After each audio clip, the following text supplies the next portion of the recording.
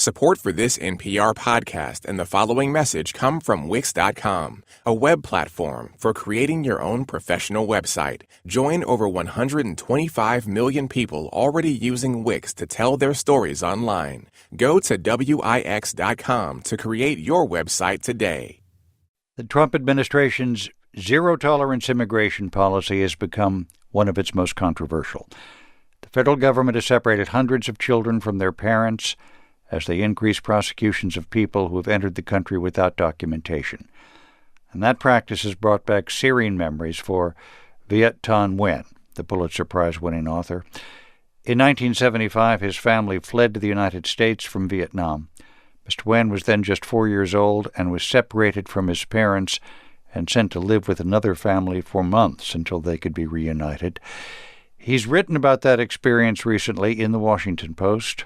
And Viet Nguyen joins us now from Palo Alto, California. Thanks so much for being with us. Thanks for having me, Scott. Take us back, and I know it's painful, to 1975. The war in Vietnam was ending. You and your family were refugees. How was it you got separated? Well, we, along with 130,000 other Vietnamese refugees fleeing from Vietnam, ended up in 4 refugee camps in the United States. And in order to leave one of these camps, you had to have a sponsor. And in the case of my family, there wasn't a single American sponsor who could take all of us. Mm-hmm. So one sponsor took my parents, one sponsor took my 10-year-old brother, and one sponsor took 4-year-old me. And the point was to help my parents get established in the United States without having to worry about me. And now, as the father of a 4-year-old son, I can see just how painful that experience must have been for my parents. But at the time, I certainly knew it was painful for me because this is where my own memories begin, howling and screaming as I was being taken away. What goes through your mind now? What goes through my mind now is that was a very painful experience, even though it was done benevolently.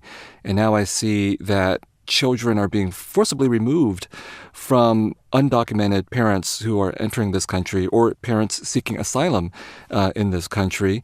And while we can have a debate about the merits of various kinds of immigration, I don't think there is a debate about whether we should be separating children from parents. That's inhumane. It's immoral.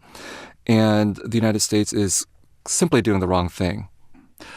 As I don't have to tell you, the heart of the administration's argument, as the Attorney General stated, it seems to be that it's the parents who endanger their children by bringing them across the border.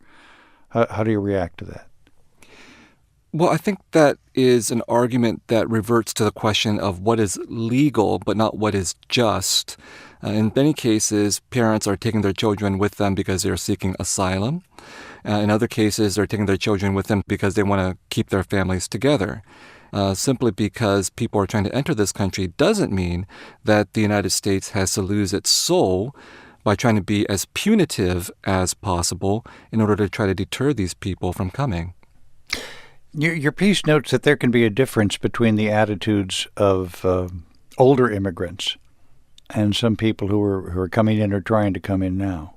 Well, one of the things that I think that marks the American character is a willful kind of amnesia. You know, we come here to the United States to start over as immigrants, and there's oftentimes a tendency for people of the second and third generations to forget their origins, and we certainly see this tendency exhibited by someone like John Kelly, the White House Chief of Staff, who himself is the descendant of Italian and Irish immigrants who were not very conversant in English and who came as working-class laborers. And now, a few generations later, their descendant is John Kelly, who is then holding one of the highest offices in the land. There are some former Vietnamese refugees who are saying that we were the good refugees and these new people from different countries are the bad refugees. And I think that's simply untrue. In 1975, when we came here as refugees, only 36% of Americans wanted to accept us. If those opinions had been enacted as policy, none of us would be here today, and many Vietnamese refugees have forgotten that. Viet Nguyen, author of The Sympathizer and The Refugees. Thanks so much for being with us. Thanks for having me, Scott. It's been a pleasure.